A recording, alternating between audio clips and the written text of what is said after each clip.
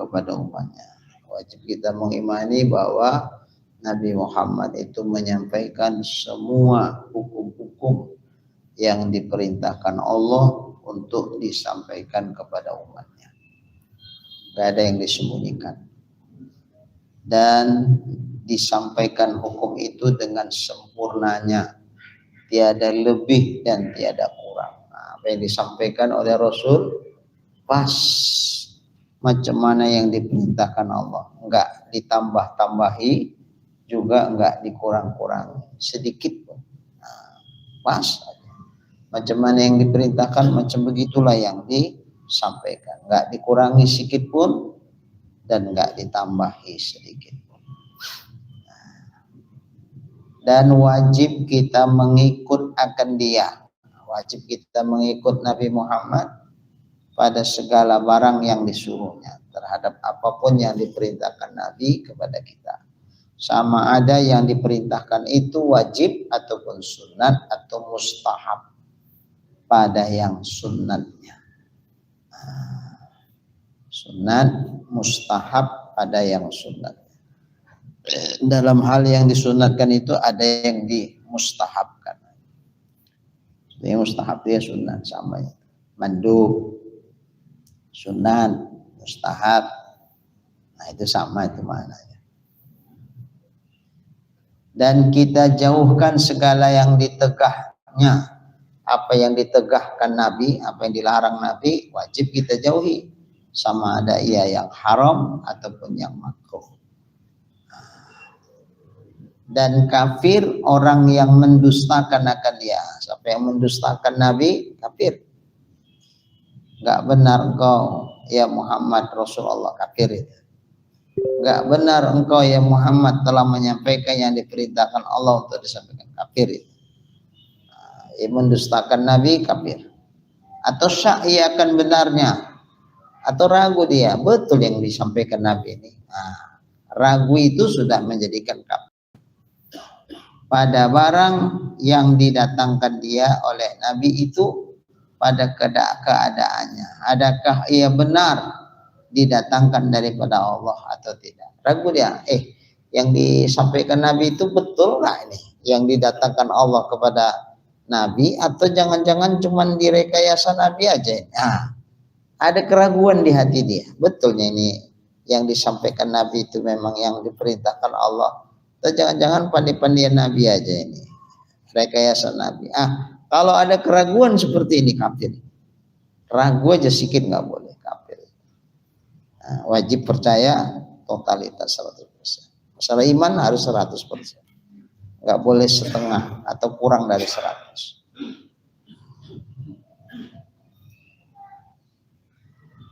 Kemudian kekal di dalam neraka karena kafirnya. Orang yang nggak percaya sama Nabi, yang ingkar kepada Nabi atau ragu kepada kebenaran Nabi, maka dia akan kekal di dalam nerakanya buat selama-lamanya.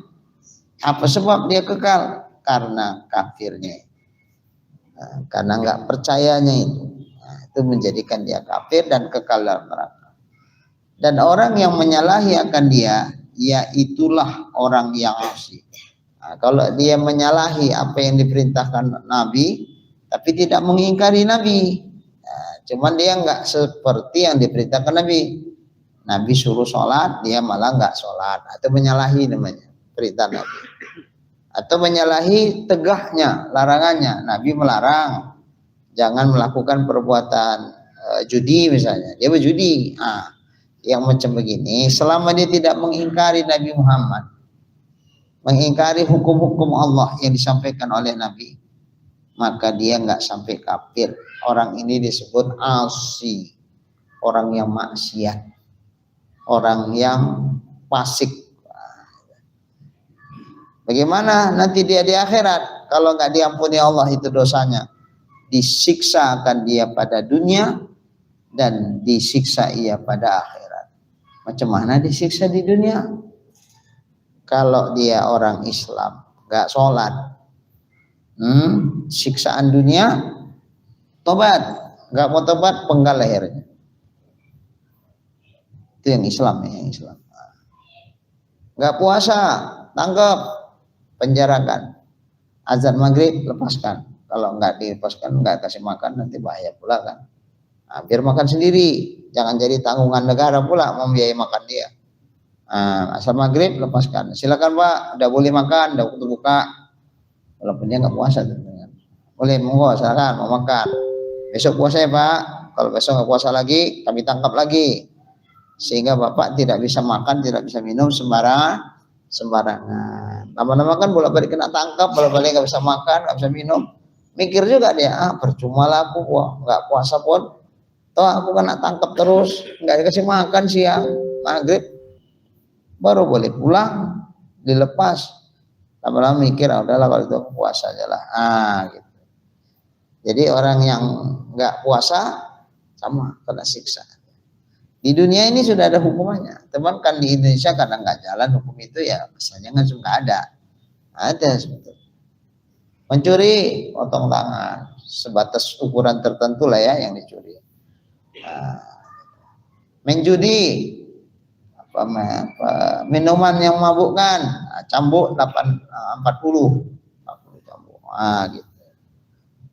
Cambuk 40 kali. Yang nyambuk al-guju. Jangan saya nggak pala-pala buat tenaganya. Nanti dicambuk kelepak gitu, nggak sakit kata belakangnya. Al-guju yang nyambuk itu, wah, mungkin 3 kali cambuk terkelupas kulitnya.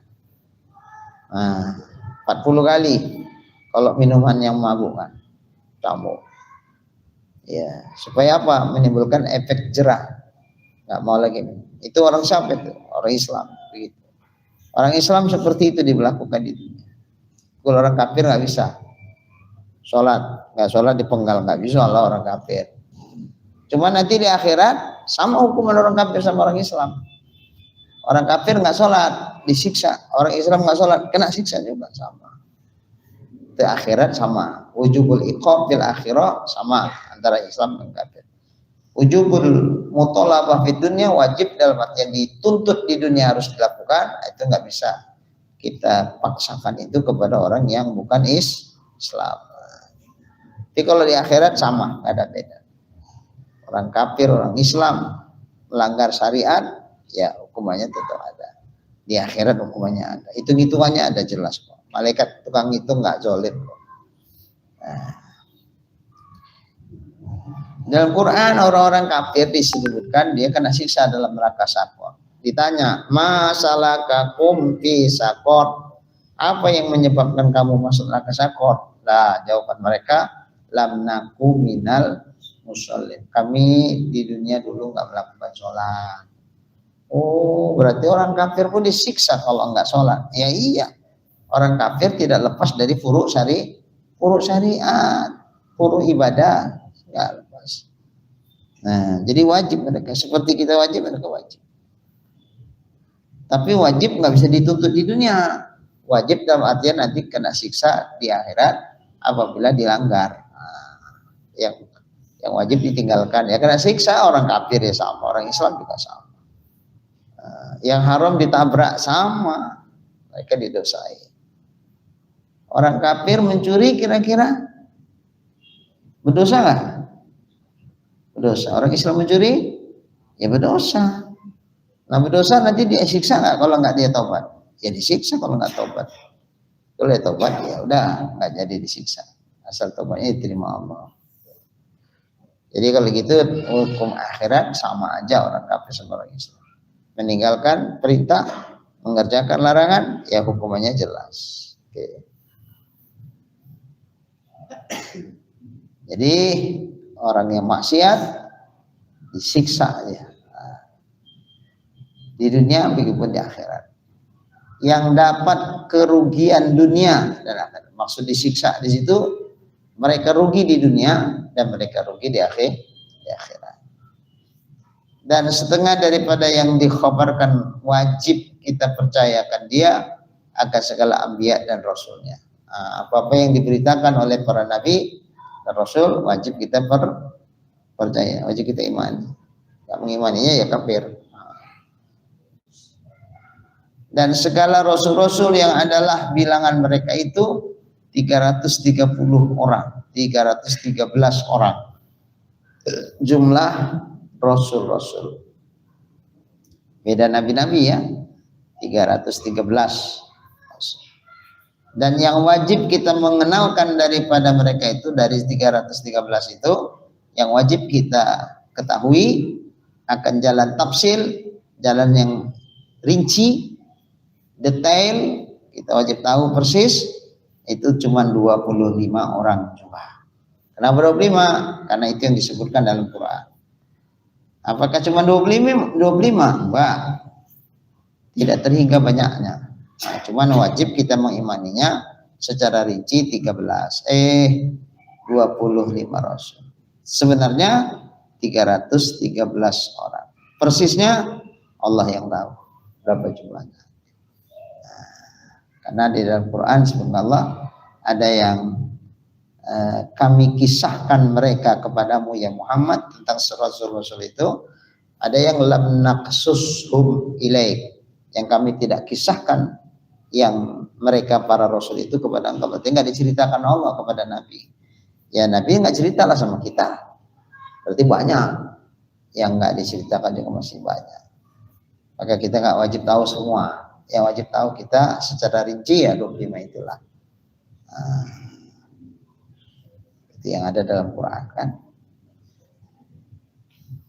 Jadi wajib yang 25 ini diketahui dengan jalan tafsil rinci betul, persis, jangan sampai salah. Terbalik boleh nggak apa-apa, yang penting jumlahnya 25. Nah, terbalik nggak apa-apa, nggak harus berurutan 25 itu. Kalau bisa berurutan lebih bagus. Kalau enggak, ya yang penting 25 itu dapat. Kalau belum dapat, ya wajib tahu. Nggak tahu berdosa kalau nggak mau belajar. Nah, sekira-kira mengenal secara tafsil, secara rinci bagi mereka yang 25 itu, macam mana standar ukurannya? Kira-kira jika dilintangkan nama-nama mereka itu atas kita, dilintangkan, kalau disebutkan nama yang 25 itu kepada kita, niscaya tiada dihukumkan dengan kau. Dan kita niscaya kita ketahui bahwasanya nama itu bagi Nabi atau bagi Rasul. Sekira-kira dibilang orang sama kita, apakah Nabi Yusuf itu seorang Rasul? Oh iya, nah bisa kita iyakan. Atau yang bukan Rasul disebutkan sebagai Rasul, kita bisa bantah. Ada salah satu Rasul 25 itu namanya Iskandar. Mana ada Rasul 25 Iskandar? Enggak. Ya udah, segitunya pun jadilah. Pokoknya yang bukan Rasul, umpama disebutkan bisa kita tolak, yang Rasul kita terima. Gitu. Cukup, memadailah itu. Tapi kalau bisa diurut, itu lebih bagus lagi. Bisa diurut. Awas hati-hati, kalau yang 25 Rasul disebutkan kita bilang bukan, kafir itu. Misalnya apa? Ada nama Nabi yang jarang disebut-sebut dari 25. Nabi Ilyasa. Kalau Nabi Ilyas sering. Sering. Ilyasa jarang itu disebutkan. Nah, tiba-tiba ada bilang salah satu dari 25 Rasul itu ada seorang Rasul namanya Ilyasa. Ilyas asing sama aku tuh. Mana ada? Nggak ada tuh Nabi Ilyasa, nggak ada itu, nggak ada, ngarang kau. Diingkari, kafir. Berarti dia nggak mengenal 25 itu secara tafsil, rinci. Padahal secara rinci itu pun seandainya umpama yang Rasul disebutkan, dilintangkan oleh disebutkan, dia tidak ingkar karena dia tahu bahwa betul itu Rasul. Tapi kalau sampai diingkarinya, nggak ada tuh Nabi Ilyasa, berarti dia kan nggak tahu kalau itu memang Rasul, maka diingkarinya. Itu berarti nggak kenal dia. Ini kafir ini, nauzubillah ini. Atau yang bukan Rasul disebutkan dia Rasul, dia pun nggak mengingkari. Oh iya, ya iyalah, kata dia kan, aja kafir juga itu. Yang bukan Rasul jadi Rasul kok. Ya. Tadilah salah satu nabi dobim itu namanya Iskandar. Oh, Iskandar ya. Oh, ya udah. Berarti ada Nabi Iskandar. Oh, iya lah. Dia kan berarti menunjukkan dia nggak kenal. Yang 25 itu berarti nggak dikenalinya. Kalau dikenali pasti mana ada Nabi Iskandar gitu kan.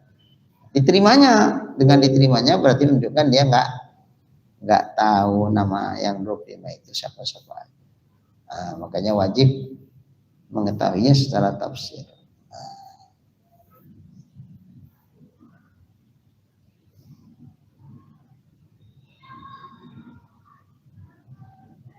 Dan orang yang ingkarkan nubuah seorang daripada mereka itu kafir ya. Siapa-siapa yang mengingkari kenabian, nubuah itu kenabian dari rasul-rasul yang 25 itu, nggak ada tuh Nabi Ilyas bukan seorang rasul katanya. Nah, maka yang demikian itu adalah kafir. Na'udzubillah.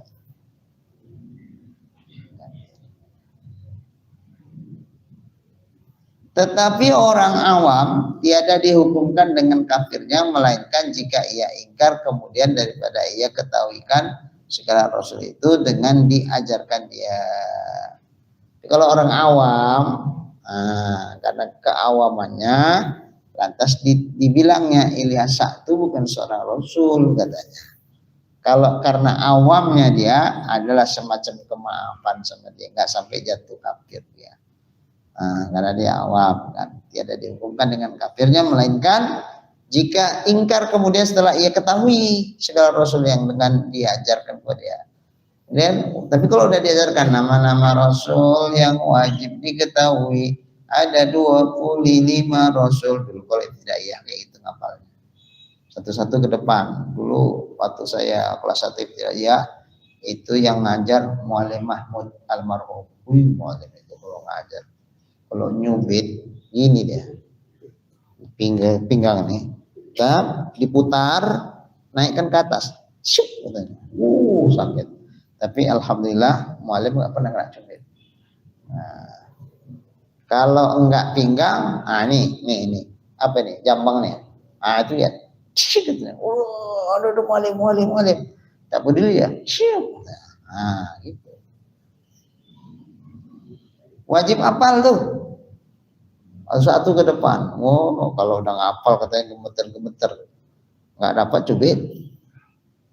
Kalau sekarang dicubit, tengok merah, datang bapaknya. Apa namanya? Kalau sama istri KDRT, kalau mau murid apa nih? Ke perlindungan anak dilaporkan, masuk penjara itu. Apanya? Gurunya. Terakhir gurunya bolos bunuh lah. Mau pandai mau enggak, sekolah takut ya, nyubit nanti salah, marah-marahi.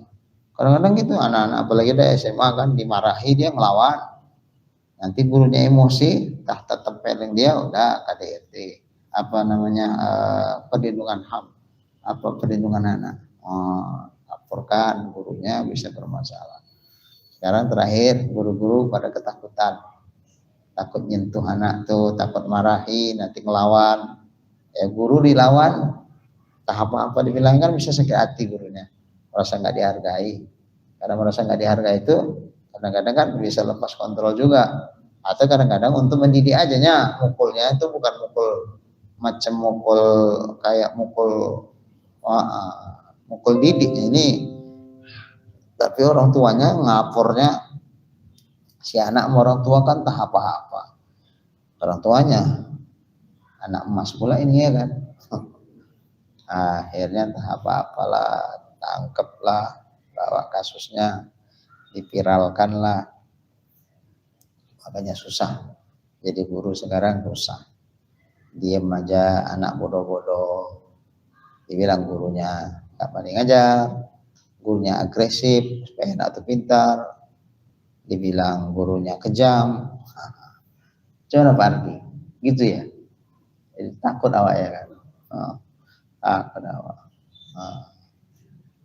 Ya gitulah. Kalau muridnya baik-baik, rajin-rajin, pinter-pinter, masa iya sih ada guru yang kayak gitu. Nggak ada kayaknya. Pasti gurunya pun baik-baik juga. Pengalaman saya ngajar di madrasah saya udah puluhan tahun, sampai anak murid, anaknya pun awak juga yang ngajar lagi. Kau anak, ayahmu sama namanya? Oh, ayahmu itu guru mualim. Jadi kau nggak usah manggil mualim kau ya, nggak usah manggil bapak kau, panggil kakek kau sama aku. Makin lamanya udah ngajar. Ya, kalau mau cakap ini roll, gitu Pak. Meja itu tokok dulu. Ya, baru kita cakap. Tapi paling 5 menit bisa bercakap itu. Ya Allah, kalau kayak gini maulah payah ini anak-anak ini. Jadi kita memfokuskan orang itu supaya ke kita agak sulit. Pasal dongeng lah, cerita dulu, ngajak cerita supaya ada perhatian orang itu sama anak. Dah baru sampaikan gaji. Tapi habis waktu. Dongenginya itu habis waktu. Mau ya nggak ribut. Nah, dengar ya, paling mau cerita. Oh, sana untuk dengarnya. Ya, itu kan bukan waktu. Nah, paling gitulah. Nah, baru masukkan kajinya. Nah, begitu dimasukkan kajing, baru mau. Ya, itu pengalaman Pak Ardi lebih tahu lah itu. Pak Ardi guru matematika kan. Payah Pak Ardi ya. Sulit ya betul. Lagi nggak nyambung matematikanya. Mana-mana lah orang itu cakep. Baik. Tetapi untuk orang awam tidak dihukumkan dengan kafirnya, melainkan jika ingkar kemudian daripada telah diketahui segala Rasul itu dengan diajarkan dia. Jadi kalau sudah dikasih tahu Rasul itu termasuk Ilyasa Pak. Oh iyanya, iya. Aku rasa bukan lah. Situ kafir. Udah kasih tahu kok ngeyel. Itu baru kafir. Tapi kalau awal-awal karena ketidaktahuannya orang awam masih dimaafkan. Tapi begitu dikasih tahu, diajarkan, itu memang Rasul Pak Ilyasa tuh, jarang disebutkan sama orang. Tapi ya benar itu Rasul. Tapi tetap engkar juga dia. Di situ baru jatuh kafir. Dan dikehendaki dengan mengenalkan segala Rasul yang 25 itu. Maksud mengenalkan Rasul-Rasul yang 25 itu macam mana mengenalnya? Jadi yang dimaksud adalah sekedar yang tersebut itu juga ya sekedar tahu aja udah. Sekira-kira kalau yang bukan Rasul 25 itu disebutkan dia bisa nolak. Kalau yang memang Rasul, ya dia iyakan. Cukup itu. Dan tiada wajib dihafazkan segala nama-nama itu. Enggak wajib hafal. Kayak yang ibtidaiyah tadi. Nama-nama Rasul yang wajib diketahui. Ada 25 Rasul. Pertama Nabi Adam, kedua Nabi Nuh. Apa sampai kayak begitu wajibnya? Enggak. Ya itu tadi ukurannya. Seandainya nggak hafal dia gitu, terbalik nggak karu-karuan lah hafalannya. Tapi lengkap 25. Nah sekira-kira disebutkan satu dari 25 nggak ditolaknya. Sekira-kira ada selain yang 25 itu dimasukkannya di bagian Rasul, dia akan menolak. Adalah salah satu Rasul 25 itu adalah Nabi Iskandar. Mana ada Nabi Iskandar ngarang kau. Bisa telah. Dia kan dia dapat tahu itu. Sebatas itu jadilah. Salah satu nama 25 Rasul itu Ilyasa. Betul itu. Cuma kan jarang itu disebut-sebut ya kan. Oh iya benar. Dia paham berarti. Tapi kalau seorang Rasul disebutkan lantas dia ingkari, itu menunjukkan dia nggak kenal itu yang 25 itu. Ada yang bukan Rasul dimasukkan, diterima, berarti dia juga nggak kenal yang 25 itu yang mana. Kalau itu kafir. Kafir itu. Nauzubillahi min. Hati-hatilah. Dan adalah nama-nama segala Rasul yang 25 itu Nabi Adam dan Nabi Idris, Nabi Hud, Nabi Syuaib, Nabi Soleh, Zulkifli, Nabi Ibrahim, Nabi Ishak, Nabi Yakub, Nabi Nuh, dan Nabi Daud, dan Nabi Sulaiman, dan Nabi Ayub, dan Nabi Yusuf, dan Nabi Musa, dan Nabi Harun, Nabi Zakaria, dan Nabi Yahya, Nabi Isa, kemudian Nabi Ilyas, dan Nabi Ismail, Nabi Ilyasa, Nabi Yunus, Nabi Lut, dan penghulunya pimpinan sekalian nabi-nabi yang 25 itu adalah Nabi kita Muhammad Sallallahu Alaihi wa alaihim ajmain. Jadi Nabi Muhammad sebagai Nabi penutup, dia tapi sayyidnya dari seluruh nabi-nabi, pimpinan dari seluruh nabi-nabi dan rasul-rasul. Dan kepalanya yang terlebih mulia daripada segala nabi. Nah, Nabi Muhammad itu penghulunya dan juga kepalanya. Ya sama itu ya, penghulu kepala, penghulu pimpinan, kepala pimpinan juga lah ya, sama. Yang mulia, yang terlebih mulia dibandingkan dari segala nabi-nabi dan mursalin, rasul-rasul yang ada. Nabi Muhammad lah yang termulia. Nabi kita Muhammad sallallahu alaihi wasallam itu yang paling afdal, paling mulia. Kemudian setelah itu Nabi Ibrahim. Nabi Ibrahim peringkat afdal nih, bukan urutan terwujudnya di dunia, bukan. Nabi Ibrahim. Habis itu Nabi Musa, Nabi Isa, dan Nabi Nuh. Ini disebut dengan Nabi apa namanya?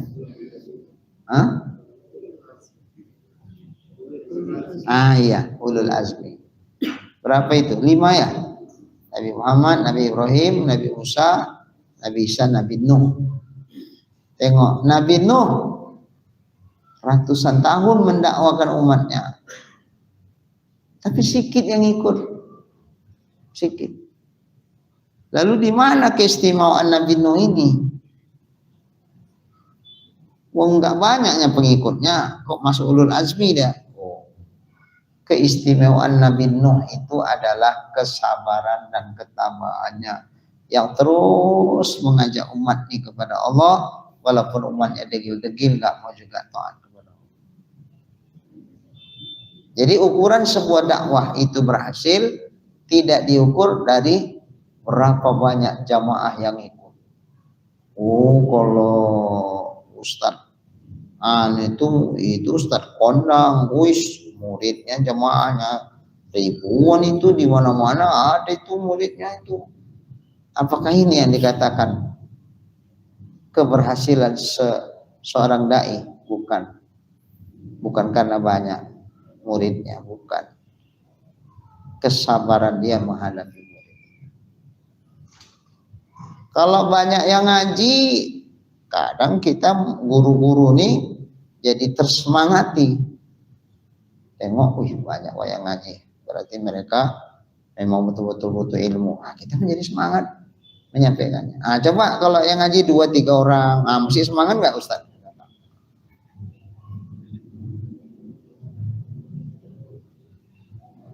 3, minggu depan 2, minggu depannya tinggal 1.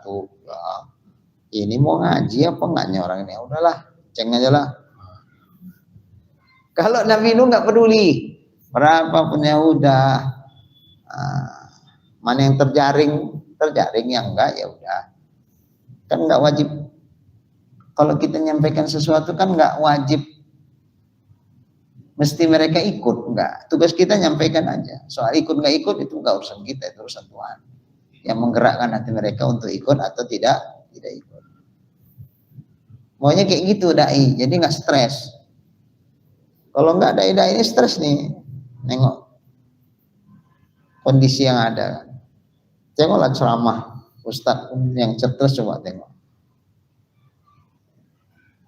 Yang nggak sholat sama dengan lembu, jauh anak-anak peringatan Maulid. Nah, Isra Mi'raj lah kan. Jadi ayah kalian sholat nggak? Tidak. Anak-anak kan jujur. Kalau gitu ayah kalian ayah apa? Lampu kata anak-anak. Di mana-mana ceramahnya begitu, sehingga terkenal dibilang orang nih, Ustaz apa itu ya? Ustaz lembu itu lah kata. Sama ibu-ibu lagi, Bu, suami ibu sholat nggak? Enggak, kata anak-anak. Wah, berarti ibu tidur sama lembu lah kata. Apa nggak suami-suaminya tuh silat gitu? Miknya ke atas. Nah, ini ciri-ciri ustadznya agak stres juga itu. Jadi dibilang lah, kenapa kayak gitu Ustadz dakwah kasar bahasa Ustadz. Zaman sekarang ini nggak kayak zaman Nabi Muhammad dulu. Zaman Nabi Muhammad dulu, memang Islam kan baru berkembang. Memang perlu lembut-lembut lawak ngajaknya. Kalau sekarang udah zaman now masih kayak gitu lagi. Oh enggak, kalau aku enggak kulibah saja. Kalau enggak mau kubinasakan. Ya Allah. Padahal prinsip dakwah itu kan ud'u ila sabili rabbika bil hikmah wal mau'izatil hasanah. Ajaklah mereka ke jalan Tuhanmu dengan hikmah dan pengajaran yang baik. Nah, dengan penuh kearifan. Ngajak jangan ngejek. Ngerangkul jangan sambil mukul. Ada juga dirangkul tapi sambil mukul ya. Pakai bahasa mukulnya. Lembut memang. Lembut cara nyampaikannya, tapi nusuk ke hati. Gimana itu? Jadi bengkak-bengkak jamaah yang dengarnya. Gak usah gitulah, sampein aja. Kalian ini sebetulnya mau ngaji apa enggak? Kalau enggak mau ngaji udah jelas. Oh, kita ngaji lagi, kan lembut nyampaikannya. Tapi kan bengkak itu kan. ya udah, sampaikan aja. Demikian itulah aturan atau urutan mereka itu pada kemuliaan di sisi Allah Ta'ala. Jadi itulah yang urutannya. Makanya Nabi Ibrahim disebut-sebut dalam tahiyat itu kan, Allahumma sholli ala Sayyidina Muhammad, selawat Ibrahimiyah tahiyat akhir, wa ala ali Sayyidina Muhammad kama shallaita ala Sayyidina Ibrahim, sebagaimana kau berselawat kepada Nabi Ibrahim, begitulah sampaikan kepada Nabi Muhammad. Jadi Nabi Ibrahim disebut-sebut, kenapa? Nah, Nabi Ibrahim itu disebut abal ambiya, ayahnya para nabi. Kenapa? Jadi dia itu cabang duanya. Nabi Ibrahim punya istri Siti Sarah, lama menikah, nggak dikaruniai anak, sampai akhirnya Siti Sarah menyarankan kepada suaminya untuk menikahi Siti Hajar. Siti Hajar itu sebetulnya seorang perempuan hadiah raja kepada mereka berdua, terutama kepada Siti Sarah. Sehingga dia berkhidmatlah, selalu menyertai kemana Nabi Ibrahim dan Siti Sarah berada. Jadi dia pembantunya, berkhadam dia. Jadi karena sudah lama berkhidmat tuh, bisalah oleh Siti Sarah itu bisa diketahui akhlaknya bagus, segala macam bagus semua. Maka disarankan ke suaminya Nabi Ibrahim, kalau bahasa kita bang, abang seorang rasul, jangan sampai nggak punya keturunan. Silakan kalau sama aku nggak dapat, ya udah nikahlah sama Siti Hajar supaya abang bisa punya keturunan. Aduh, payah kali nyari istri kayak Siti Hajar, Siti Sarah. Payah mana? Payah. Pak Arif, kira-kira orang rumah sanggup bang kalau mau nikah lain kalau bang? Mana? Abang mau punya anak, jadi kalau aku nggak punya anak, abang mau punya anak, terus abang mau nikah lagi, memang nggak bisa ngangkat anak adopsi, kok bisa harus nikah pula lah abang lagi? Ya bisa, padahal kan ya ngangkat anak sama anak kandung kan beda ya, nah, beda. namanya anak angkat. Tapi tetap nggak dikasih, nggak mau aku. Kalau abang mau nikah juga, pilih aku apa dia. Bingung Pak Arif milihnya. Bu, sanggup Bu? Kayak Siti Sarah. Enggak sanggup. Aku kalau yang lain-lain Ustadz sanggup aku Ustadz. Kalau yang satu ini nggak sanggup aku. Siti Sarah sanggup. Nikah loh. Nikah. Setelah menikah dengan Siti Hajar, nggak lama hamil. Terus lahirlah anaknya Nabi Ismail. Ya walaupun ngasih izin Pak Arif, tapi perasaan perempuan itu nggak bisa didustai. Ditengoknya istri mudanya Dani udah punya anak, drama aku nikah nggak juga, agak kecil hati juga. Tapi dia ikhlas melepaskannya. Tapi tetap goresan itu ada. Allah kan maha tahu itu. Akhirnya Allah perintahkan kepada Nabi Ibrahim, bawa istrimu dan anakmu ke gurun sana. Itulah di Mekah tuh sekarang. Gurun tandus itu dulu. Bawalah pergi ke sana. Dengan peralatan yang ala kadarnya lah. Namanya juga bepergian zaman dulu nggak ada bus. Kalau ada bus bisa lah bawa banyak-banyak barang kan. Pakai kuda atau pakai unta zaman dulu itu kendaraan ya seberapa yang bisa dibawa, bawa air minum, bawa makanan sebatas yang ada. Enggak kalau umpama ada kompor waktu itu pun enggak terbawa tuh kompor mungkin. Nah sampai di situ dibikinlah rumah ala kadarnya, sekedar jangan kena panas waktu panas matahari, jangan kena hujan ketika umpama turun hujan, sekedar lah. Nggak kayak rumah kita permanen pakai batu bata, di plaster, pakai keramik. Cantik kali itu dah. Waktu itu ya enggak lah, ala kadar. Beberapa hari ngawani di situ. Nggak ada penduduk, nggak ada sapa-sapa. Setelah itu ya namanya Rasul kan harus berdakwah. Tinggalkanlah, kalau dakwah kan pasti tinggalkanlah anak istri, tinggal semua. Inilah makanya kalau mau milih suami ustadz atau menantu ustadz, ya anaknya siaplah ditinggal-tinggal. Kalau enggak dibawa-bawa sekalian. Jawar, dibawa-bawa kemana-mana, Wak ngajar bawa ikut aja, ngintil aja di belakang. Itu kalau nggak mau ditinggal ikut, kalau nggak mau ikut tinggal. Nggak mungkin ngawani istri di rumah aja. Ya macam mana dia mau dakwah kan? Memang itu tugasnya. Ya siap. Makanya kadang-kadang istri-istrinya suka protes. Tiap malam pergi aja, tak kapan di rumah. Tapi kalau udah punya anak Jawar, agak terobati sedikit. Itu kan kalau belum punya anak, udah punya anak kan ada kawannya di rumah. Agak terobati sedikit, ditinggal-tinggal pun ada anak kawannya. Asal jangan anaknya rewel kan, ya Allah. Ayah kau tak pulang-pulang jam berapa ini?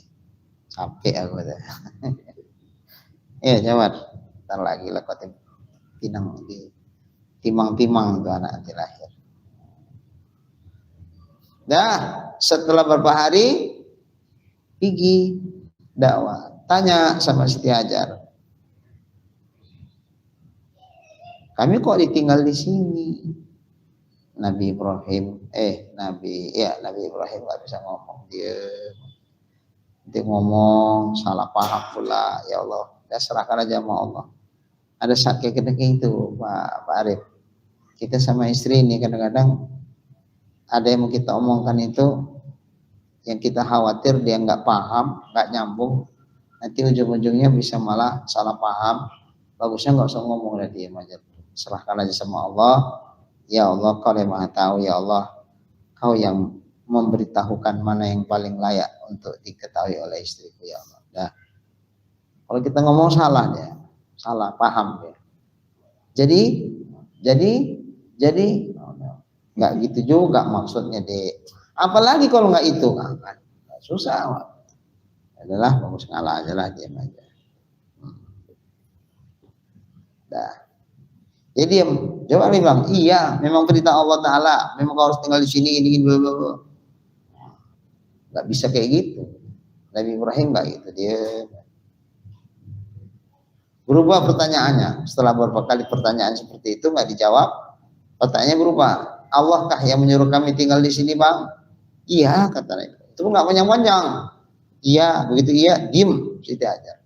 Wis nggak nanya-nanya lagi.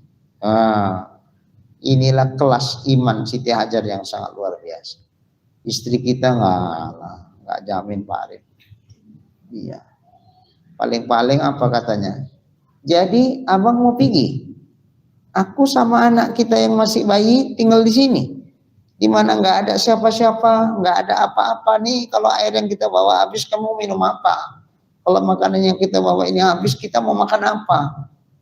Umpama terjadi sesuatu, kita menjerit, siapa yang dengar?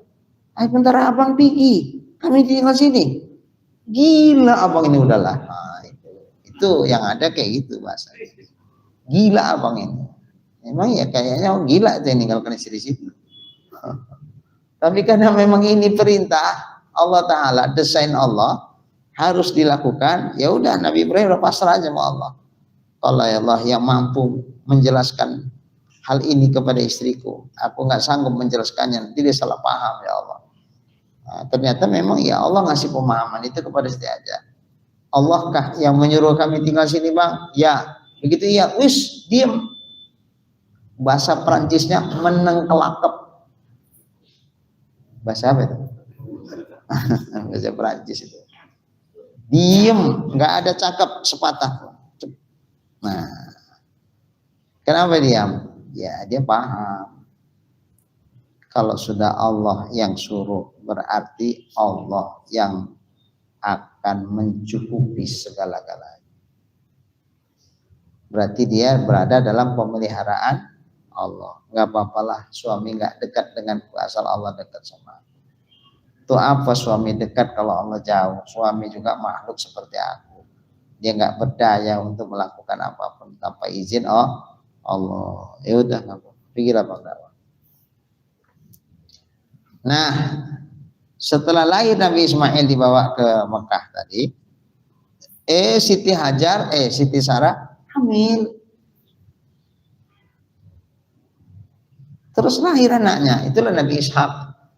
Jadi Nabi Ishak itu masih adian Nabi Ismail alaihi wassalam.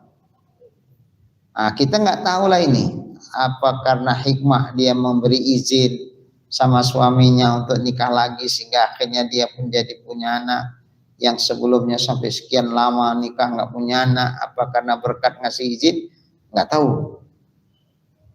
Hati-hati, kita pun jangan pandai-pandian. Itu tahu itu rahasianya. Kenapa Siti Sarah yang udah lama nikah nggak punya anak tiba-tiba punya anak? Itu rahasianya karena dia mengizinkan suaminya untuk nikah lagi. Maka ibu-ibu yang nggak punya anak, izinkan aja, nanti dapat itu nikah apa.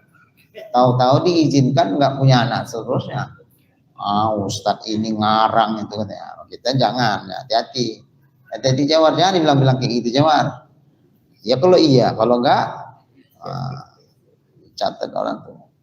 Udah korbankan boleh nikah lagi suamiku, katanya biar hamil. Ternyata sama istri barunya dia hamil, sama aku tak hamil-hamil. Hati-hati, jangan dikeketkan, nggak usah. Dah. Dua-dua ini jadi nabi. Cuman karena Nabi Ismail kan dibawa ke Mekah. Nah, itu dari keturunan Arab. Nanti lahir dari keturunan Arab. Itulah sampaikan Nabi kita Muhammad Shallallahu Alaihi Wasallam. Dari Nabi Ismail nggak ada anak-anaknya yang Nabi itu nggak ada. Putus. Tapi dari Nabi Ishak, itu nanti Bani Israel terus Nabi semua Nabi. Sampai yang terakhir Nabi Musa, Nabi Isa. Orang-orang Yahudi berpikir, beranggapan ketika disebutkan dalam kitab Taurat mereka, begitupun orang Kristen dalam kitab Injil mereka, akan ada seorang Rasul nanti yang terakhir, namanya adalah Ahmad, min ba'di ismuhu Mereka berpikir kayaknya dari golongan mereka lah ini, karena mereka yang selama ini keturunannya nabi, ayah nabi. Nah, mereka berpikir dari mereka, ternyata enggak, dipilihkan Allah dari Nabi Ismail alaihissalam ke belakang sampai akhirnya lahirlah Nabi kita Muhammad SAW. Makanya mereka itu pun menolak setelah tahu mereka bahwa Nabi Muhammad itu bukan dari golongan mereka, maka akhirnya mereka merubah itu. Tapi sebelumnya dinanti-nanti, cerita-cerita orang tuh bahwa nanti akan datang seorang Rasul terakhir namanya ini. Pikir hati mereka dari golongan mereka, ternyata enggak. Nah, disitulah ujian berat buat mereka. Terus jadi pecah ini Nabi Ismail ayahnya Nabi Ibrahim, Nabi Ishak, dari Nabi Ishak terus Bani Israel terus ke bawah. Wah, ini Nabi. Maka kalau mau dikerucutkan, dari mana sumber itu semua? Dari Nabi Ibrahim. Maka Nabi Ibrahim disebutkan dalam bacaan tahiyat selawat Ibrahimiyah itu, karena nyambungnya, masih nyambung. Oke, mana ini lagi?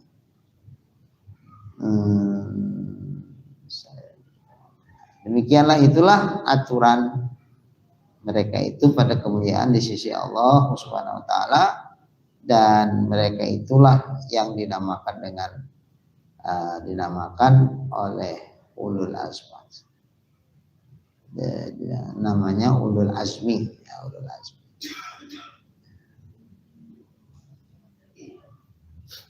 Seginilah dulu ya. Nanti akan datang setengah daripada yang dikhabarkan, wajib kita percayakan insyaallah. Bismillahirrahmanirrahim. Alhamdulillahirabbil alamin. Wassalatu wassalamu ala asyrafil anbiya'i wal mursalin wa ala alihi washabihi ajmain. Allahumma arzuqna imanan kamila wa yaqinan shadiqa wa qalban khashi'a wa ilman nafi'a wa amalan maqbula wa taubatan nasuha wa husnal khatimah. Allahumma arzuqna rizqan wasi'an halalan thayyiban mubarakan jamila wa ilal khairi qarribna wa 'anil syarri ab'idna wa qdi hawaijana fid dini wad dunya wal akhirah innaka ala kulli syai'in qadir. Sallallahu ala sayyidina Muhammad wa ala alihi wa sahbihi ajma'in. Walhamdulillahi rabbil alamin. Taqabbalallahu minkum.